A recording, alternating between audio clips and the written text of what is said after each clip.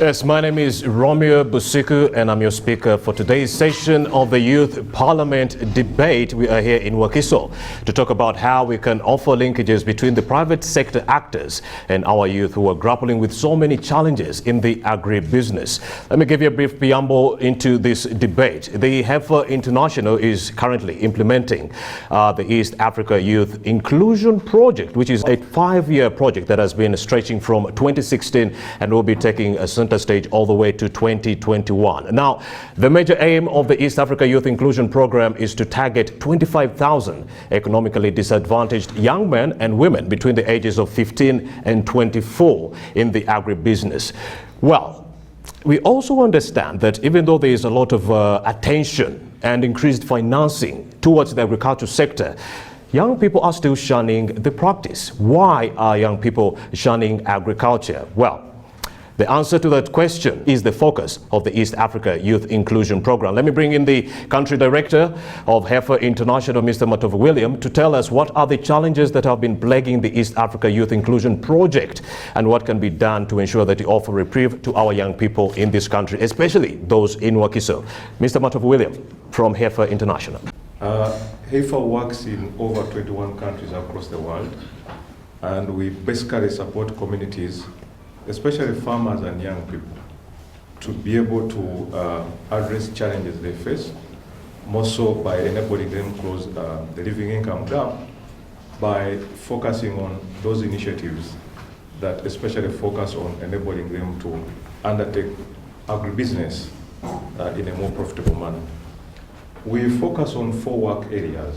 One, which is economic development, environmental sustainability, food security and nutrition, and youth and women empowerment. And the reason why we are here today is to discuss in more details about the challenges which are facing youth in engaging in agribusiness. We have a clear goal that by 2030, we want to support 360,000 young people to be employed. It's an aggressive goal, but we think collectively together, and that's why we believe a lot in working with the private sector. We can be able to achieve that journey. The numbers are very clear. 13.3% of people, especially youth, between the age of 18 to 30 are unemployed in our country. And we know that we're 45 million people per se. And it's even very clear that 50% of those youth who are unemployed, they largely, especially have an opportunity to engage within the agriculture sector. But we also noticed that close to about 55% of the urbanized youth are located in Wakiso district. And Wakiso district is one of those populated districts in this country. So this discussion and conversation is very important to see how can we support and work together in a district which has the most populous unemployed young people get to work. And we think that agribusiness is one of the solutions getting to that area. For the last 4-5 years, we've been engaging with the Youth Inclusion Project. We noticed that young people are facing a number of challenges: access to land, finance, skills, not easily breaking through with engaging with the private sector. The challenges are enormous. But we've also come to learn that if there is a concerted effort to effectively engage the private sector, working closely with these youth, we can get the answer to address the unemployment challenge. We see statistics which is getting very clear. We see that in Africa currently, we're having the youngest continent. But also it's getting very clear that in the next several decades or so, it's projected that the global workforce will increasingly be African, not Chinese, not Indian, but African. So the key thing for you young people, what does that mean for you? Does it mean that we fold hands? Does it mean that you get back home and then you don't take up some of these challenges?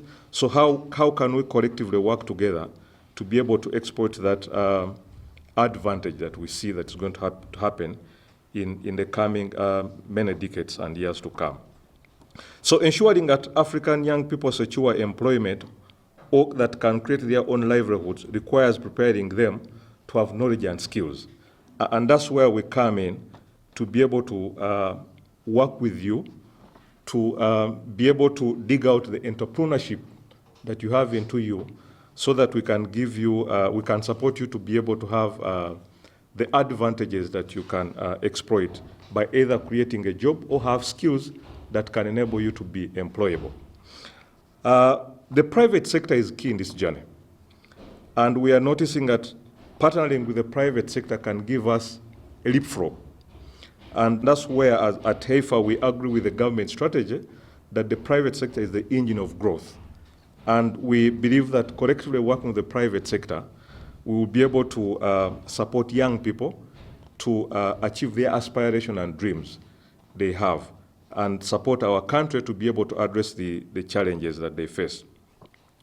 So our engagement with the private sector and working with youth has enabled us to realize that there are critical skills to the journey of job creation, whether you're starting up a business or you're getting skills of being employable. And we've noticed that there are 5 sets of skills that we need to focus on, either as development agents, as a private sector, as government, and everybody doing this business of supporting youth get to work. Number 1, the foundation skills. The most private sector we've talked to, they are telling us they have opportunities within their own companies. They want to work with youth, especially those who have started up their small businesses. But there's a challenge of young people having foundational skills. And what are these foundational skills? Trust, respect, time management, those simple values that get you to work. Number 2, the 21st century skills, okay? Such skills are critical thinking, communication, creative problem solving, resilience, teamwork. Either whether you're employed or it's a private sector which you want to engage with you in business, they have found out that those are critical skills that you need to have. And the third one, digital skills. Because we're in a digital age, we're talking about mobile money, we're talking about apps. So how do we support young people working collaboratively with the private sector to ensure that they can get those sort of skills, the digital skills? Employers in both formal and informal sector are increasingly demanding workers with digital literacy.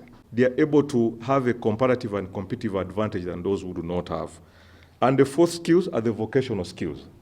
Okay, that is becoming central. What vocational trade do you possess that you bring onto the market? Is it okay? I work a lot with the dairy processors, okay? But they are telling me that they are looking out for dairy technicians. So they have to move all the way to Kenya or to India to get dairy technicians who are able to work in their dairy processing plants. The opportunities are there, but it's about those skills. And the last one, the entrepreneurship and work readiness skills.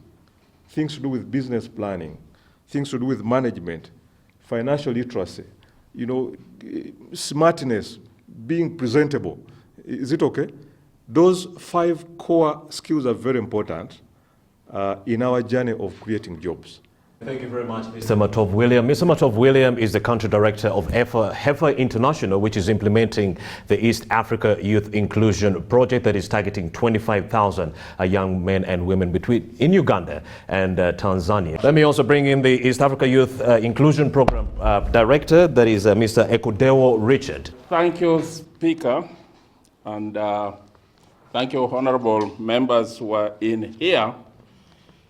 The East Africa Youth Inclusion Program is one of the Heifer projects implemented in partnership with Youth Alive in Uganda, MICO in Tanzania, and also Restless in Tanzania.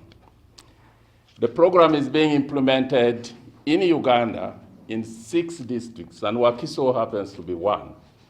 The others are Chiboga, Luero, Bujiri, Amuria, Ngora.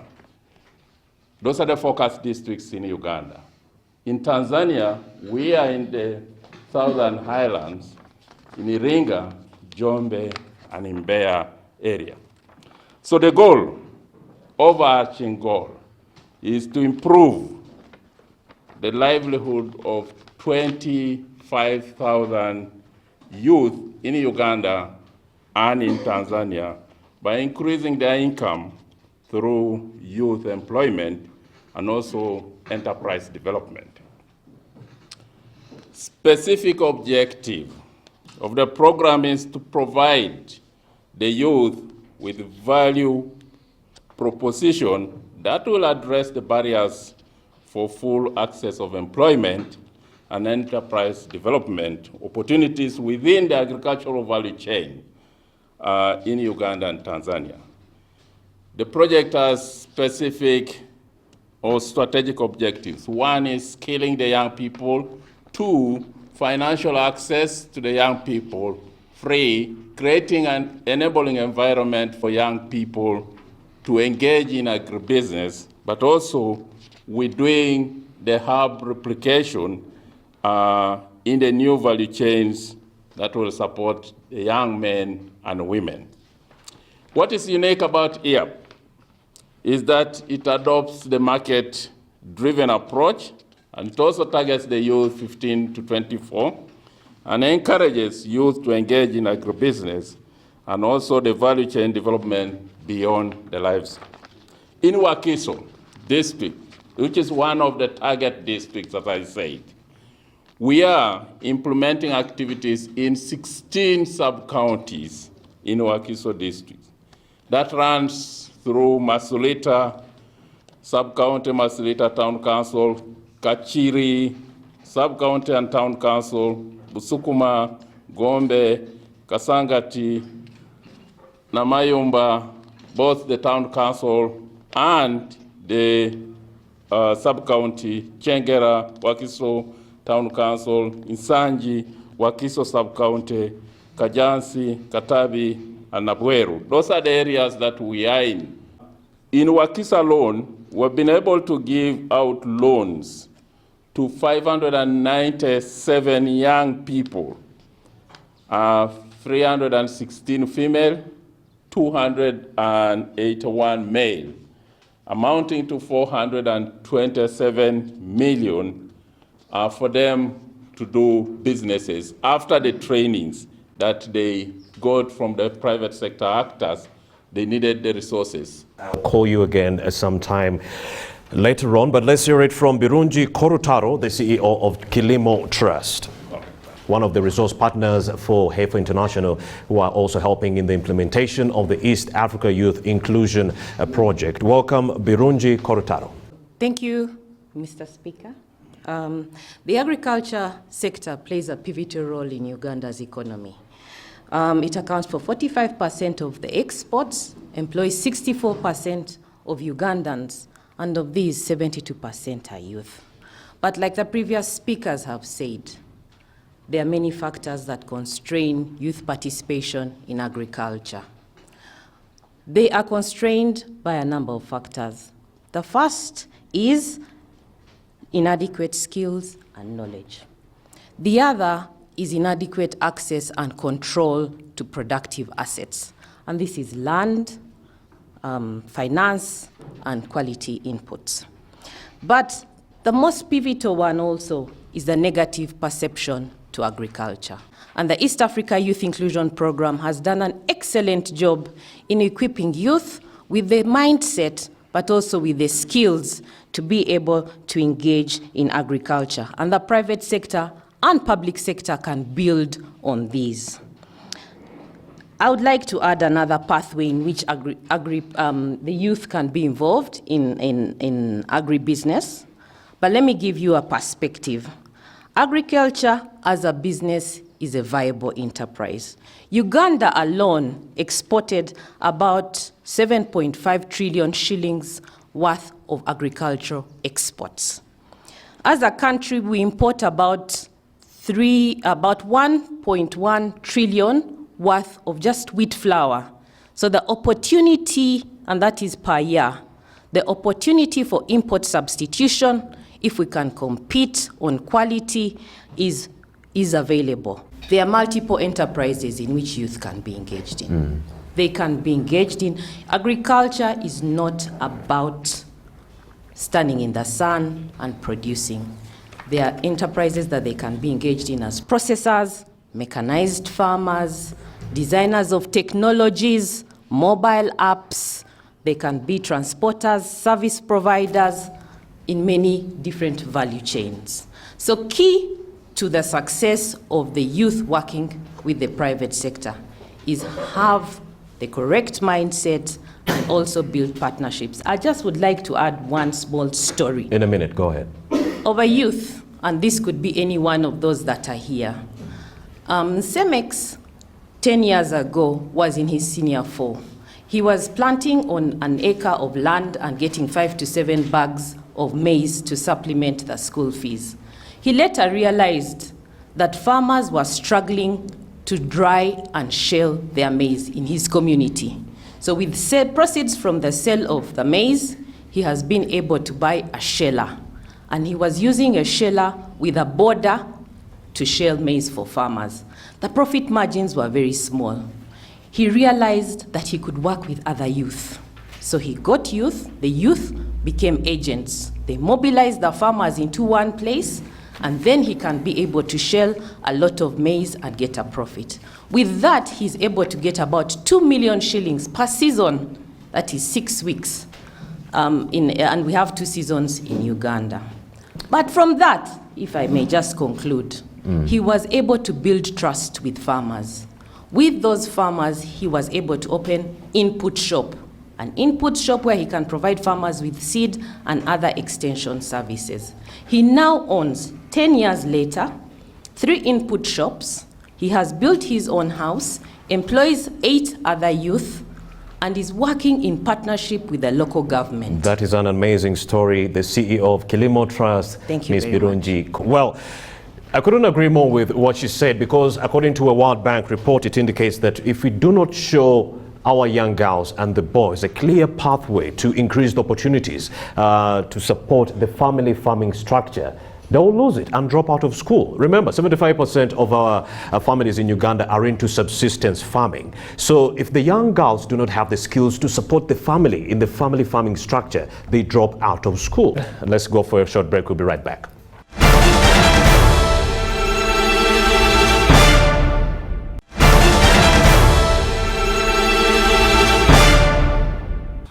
Welcome back, and many thanks for staying with us right here on NTV Uganda. My name is Romeo Busiku, and I'm your speaker for the day. We are in Wakiso trying to talk to the young people in this area. How best can we offer linkages to the private sector actors? How best can we offer linkages to the local officials within the area?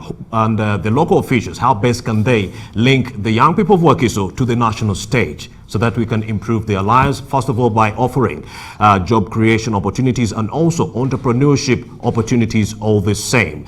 This project, which is also called the East African Youth Inclusion Project, is being implemented by Heifer International. They're not alone. They're also doing it with the Foundation and Youth Alive Uganda. Yes, let's talk to some of the young people within Wakiso. There was a young lady, Vala, would like to know some of the challenges plaguing the young people in Wakiso, especially the young girls. You remember before the break I talked about how young people are dropping out because they do not have soft agricultural skills. So what are some of the other challenges you're grappling with as a lady, and also you can speak for the gents? I'm Nanteza Viola, all the way from Masulita, sub-county, Wakiso district.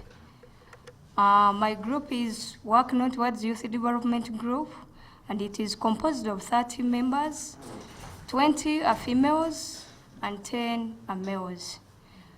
And my group, we decided to come up with an economic activity of piggery, whereby majority of us decided to choose piggery because without that, it is affordable in terms of price, and it can bring out the cornerstone of full participation. I would like to thank MasterCard Foundation for the support it gave us as the youth of Masulita, and we thank it very well through Heifer project and East African Community, East Africa Youth Inclusion Program. My credit goes to MasterCard Foundation. Under Masulita sub-county, it is not only piggery that we do, but also we engage in other enterprises like maize production. We face a lot of challenges in agriculture, and one of the challenges we are facing is the increased sale of fake agricultural inputs on market, which compromises of the agriculture sector productivity in terms of feeds, maize seeds, and drugs. We also face a challenge as female youth. One challenge is increased rate of early marriages. Another challenge is we have a challenge of a limited capital. Many of us would like to participate in agriculture, but due to limited capital, we are being affected. Yet agriculture can help us to generate some income and be able to start up some businesses and improve on our standards Val, of living. I'm adding you 1 more minute. Go ahead, 1 more minute. Yeah.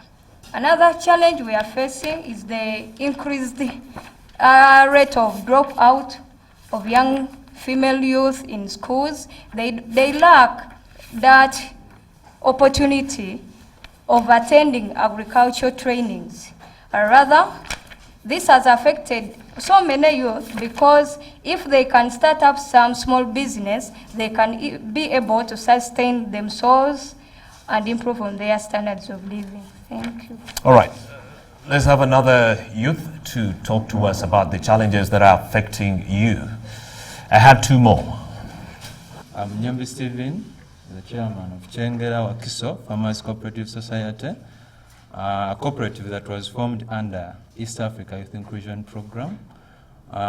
Credit goes to MasterCard Foundation for financing us. In Chengera, we currently deal in 2 business enterprises, that is poultry and piggery. But in a moment, we would like to increase or diversify on our economic activities, because as you deal in piggery and poultry, you need feeds. So we thank Heifer for giving us assets in terms of feed mixer. We received a feed mixer from Heifer, and currently we are running a feed mixing business at our office. Let's talk about the challenges you're facing. The challenges we are facing right now, as we look into the Uganda vision of 2040 of a transformed Ugandan society that is looking at improving the livelihoods of the people, we are facing certain challenges.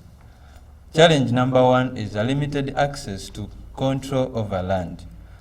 For instance, we have 2 groups that are managed to set up poultry and a piggery business on someone's land. But what came next, that those people were chased away from the land because they had developed it. Then another thing is inputs on the market.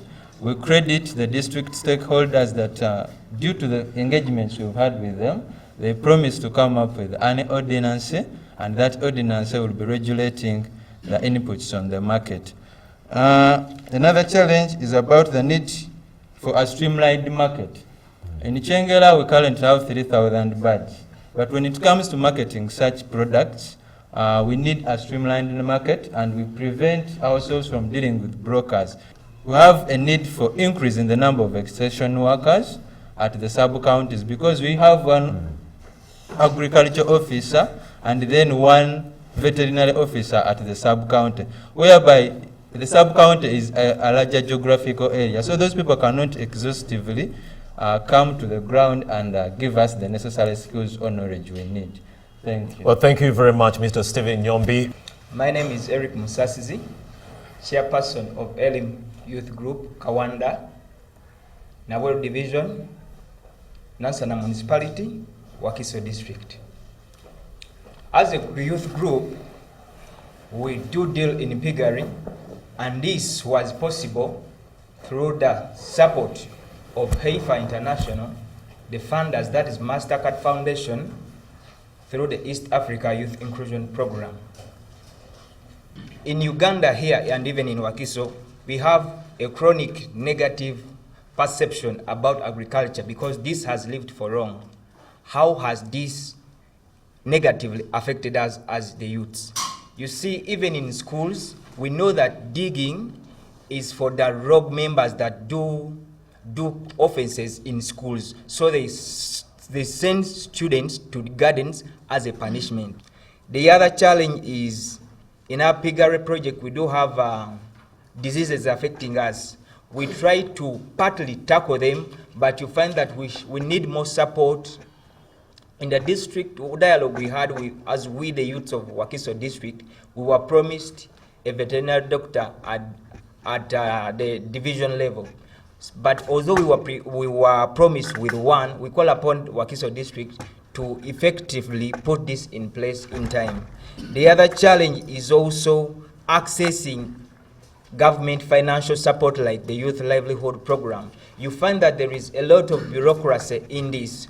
Why? You find that only the youth groups that maybe are connected to the councillors or to the people at the division end up benefiting from this. So we call upon those responsible to make sure that every person that fits within the range of the requirements benefits, provided is a youth. All right, Eric Nyombi from Wakiso, thank you very much. He's one of the youth who are being helped by the East Africa Youth Inclusion Project. Also, we did hear it from Eric Musasizi and Vala Nantes. Why not bring in Mr. Bwanika, the LC5 chairperson, so that we can get to know what government is doing to offer reprieve to the young people? I would like to begin on a positive note of thanking the initiators or the facilitators of this kind of forum. You see, we spend a lot of time and energy criticizing the wrongdoings of the youth. We always talk about the bad side of the youth, what they are engaged in, without actually preparing them, using our, authorities, offices, capacities, to prepare them to take over from us. Even at lower local governments, all areas are represented through affirmative action.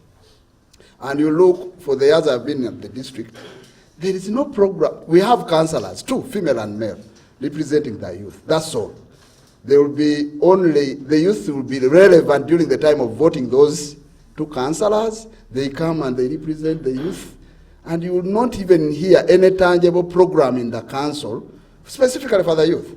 And you will wonder who are the framers of that affirmative action and what was the essence of it.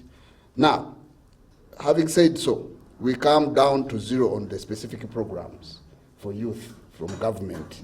Because you may know that local governments are not policy makers. We just simply implement. And we have been arguing with the Ministry of Gender that much as we are local governments, we are not local in the brains. Also offer advice. You see, any project or program to be successful, it must be all inclusive from the planning level. But always they will call us in a workshop to inform us that we have brought youth livelihood program. We want you to implement it like this, like this, like this, and it becomes a white elephant. Leave alone the timing. They always bring such programs when there is electioneering. And you will wonder, a youth now who has spent something like 4 years without money, whenever something comes at this period, you will think that now it is for votes. So once they get money, they will just do it. They will just use it knowing that it is a campaign what? Money. And there comes in another element of corruption. There are so many youth groups. If they are to receive 10 millions, you'll find some mediocres who may need about 2. If it is 10 millions, you'll leave us with 2 millions. Policies like NADS or OWC, they would be good, and they would be more appropriate if they were established to support the existing big enterprises. as I've earlier said, that local governments are implementers, not policymakers. And you find that in the entire district, we have one fisheries officer, one veterinary officer, one entomology officer, one agriculture officer, with the 27 sub-counties or local governments. Besides, I don't think we have, I think, one vehicle in the entire district for production. So just like the young people, you also need help We to do your job. All right, thank you very much, Mr. Monica. All right. You're still watching the People's Parliament. This is the Youth Debate Edition. We are giving time to the youth within Wakiso to talk about some of the challenges that are stopping many of their friends from joining the agricultural sector and those who are already engaging in the agricultural business. What challenges are they facing? You've heard from the young people. So we are going to take a break and return with recommendations from these private sector actors. We'll be right back.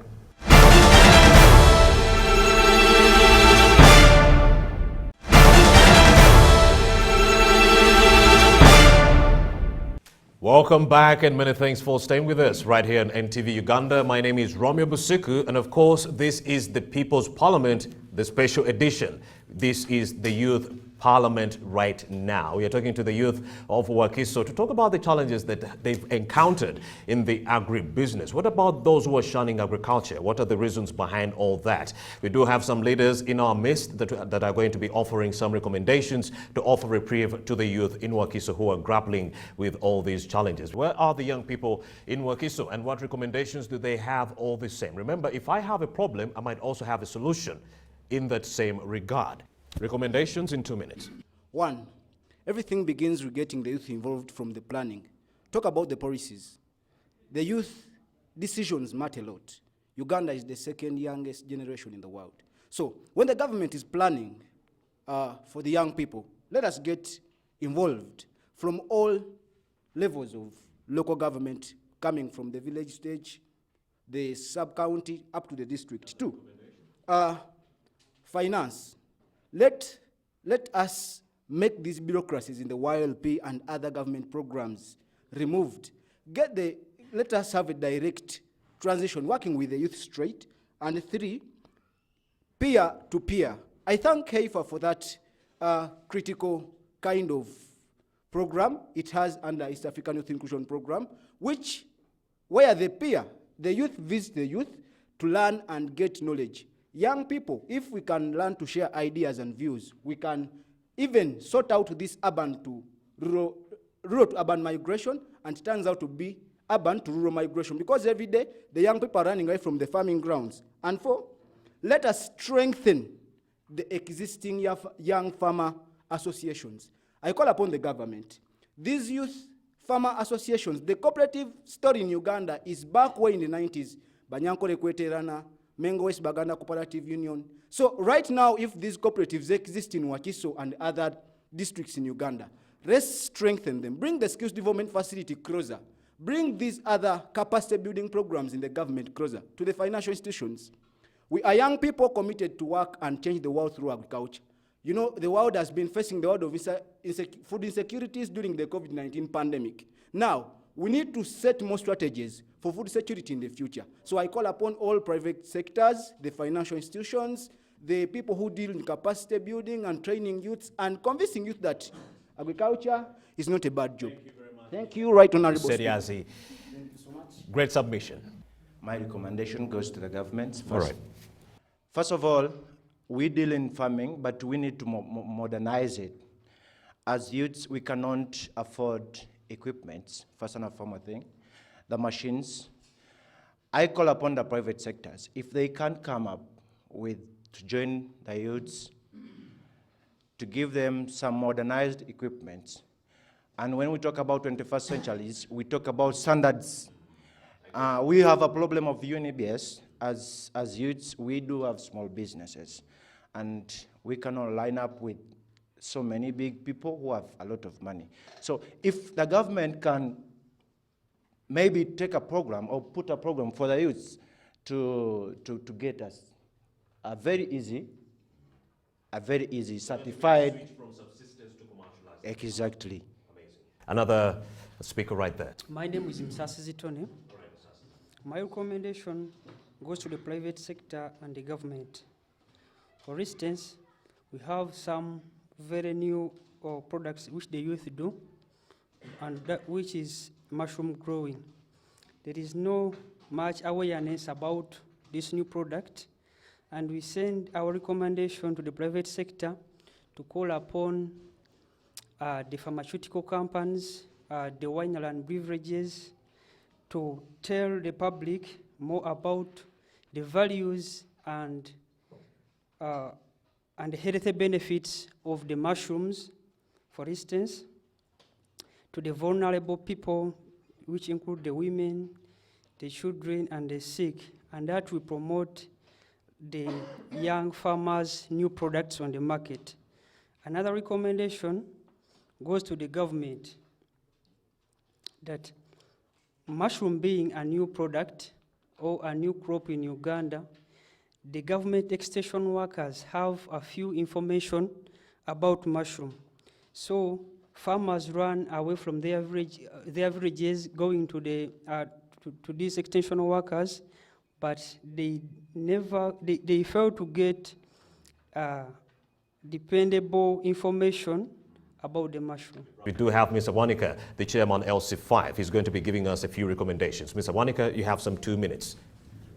My few recommendations are to request all of us, the stakeholders in governance, to look at equity distribution of resources. For instance, if Wakiso is of 3 million people, the biggest in Uganda, should also get what is relevant and commensurate to the population. Recommendation number 2 is about the foreign investors. We have so many foreign investors, foreign contractors, those who have come up with industries. And you find them coming with even tea girls from their countries. You find them coming with drivers from their countries. And I would request that the Uganda Investment Authority comes up with a policy that if you are coming with your investment, we may allow you with your board of directors, and the rest of the staff should be local. Another recommendation would be about the infrastructure development by government, that if an investor is in need of investing in Masulita or Sukuma or Namayumba, and he has bought the land, at least we in governance should ensure that there is power, there is water, and some kind of communication network, or the roads, the infrastructure development, so that we have something to entice the investors. Market. Yeah, and connection to the market. But you find an investor will buy even the transformer and the poles to try to take power where is. So you will find that that investor becomes very powerful, that he will do whatever he or she wishes, because we have not contributed as a country. Now the education system is also another recommendation. We have a very, very, very awkward education system, which is not commensurate with the characteristics and the nature of our country, a developing country that is. So I would suggest that we look at the curriculum and even the language, because if one has completed like a high school and he has been reading about Mirambo and Nyungu ya Mawe, you see, yes, without knowing how can you work on putting up a banana plantation. So that's very critical. And finally, the government to improve on the public service structure. If the order is every district must have one agriculture officer, it will be so. Whether it is Kiruhura, which has 120 inhabitants, it will get one agriculture officer. The same as Wakiso district with 3 million people. So that becomes a very big challenge. I would suggest that the public service structure of local governments will always depend on its size and geographical area. Thank you very much. Thank you very much, Mr. Bwanika, but you forgot to call upon the government to also involve you and your people at the local level while actually drafting this policy. All stakeholders should be involved, in research that you get samples. If the implementers are going to include the parish chief, it should be one of the planners at the framing stage. If the CDO is part of the program, if the accounting officer is part of the program, if there is only one politician, it's just to come in as a monitoring tool, all those should be at the the planning stage, so that at the time of implementation, every stakeholder has an input. Mr. Bwanika, he's the LC5 chairman for Wakiso District. Well, he did mention about equitable distribution of resources to districts based on the population. Wakiso having 3 million people, it should be getting more resources in that regard. Let's hear it from the country director of Heifer International, Mr. Matovu William. So how has the COVID-19 pandemic affected your operations as you try to reach out to the young people and so forth? Go ahead. Thank you, Honorable Speaker. In many respects, the pandemic has affected us, and as it has affected each and everybody. We recently did a survey with the beneficiaries we're working with, including the private sector and other actors.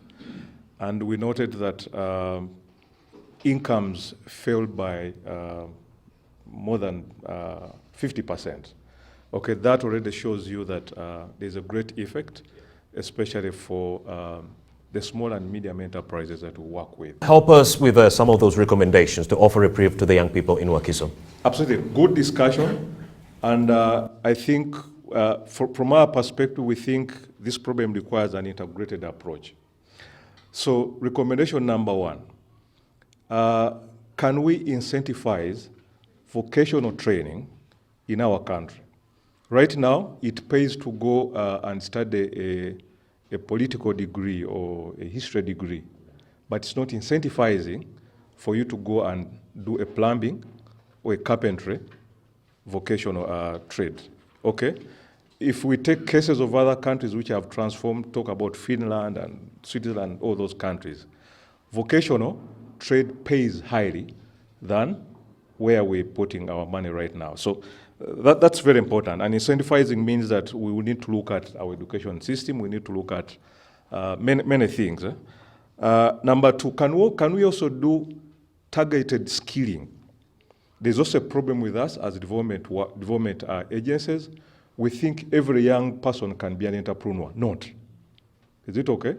Can we be more focused so that we can do what is called targeted skilling of these young people, so that the returns on investments can be a little bit greater? How do you identify entrepreneurs, and how do you support them to become key entrepreneurs who can be change makers in the communities where we're doing some of these programs? I think in the course of the discussion we talked about the lead farmer or lead private sector model. I think that's great. That's very important. I think the chairman talked about it. I know government has instituted a lead farmer model. There is a program that they have designed, and they want to use that nucleus farmer model so that the key farmer can as well also support in training farmers. I think. Okay, then innovative financing. So right now, if you look at how banks are financing, sometimes the way they finance agriculture is the way they want to finance other enterprises. Agriculture needs to have what we call tailored financing which is basically focused on agriculture, because agriculture is seasonal. Okay, incubation schemes. These young people need incubation schemes which can uphold them or handhold them. Okay, can we look at land reforms? This has been a key problem in our country. We need to sort out the issue of land once and for all, so that we can guarantee investments in agriculture. And they need to put into place innovation funds, so that those young people who have great ideas can be supported to scale up their innovations. That's how entrepreneurs are developed in most other places, and that's how we're going to entice young people to pull investments and to do great things within the agribusiness space. And lastly, Mr. Chairperson, lowering the cost of doing business in this country is very important. We know that government is working in that journey, the infrastructure development, energy costs. I think those need to be speed up so that we can really improve how we can create jobs for these young people. Thank you very much. Ladies and gentlemen, the country director for Heifer International, Mr. Matovu William. And with that, we've come to the end of the People's Parliament, the Youth Debate Edition. We were here in Wakiso trying to talk to the young people here to understand what challenges are they grappling with as they execute their agribusiness activities. And even those who are shunning agriculture, what are the reasons behind those perceptions, the negative perceptions? Yes, we had it from the country director in Heifer International. We also had it from CEO Kilimo Trust, and so many recommendations have been floating, but then this conversation shall be taken on next week on Saturday. Thank you for joining us. My name is Romeo Busiku, and this is the People's Parliament.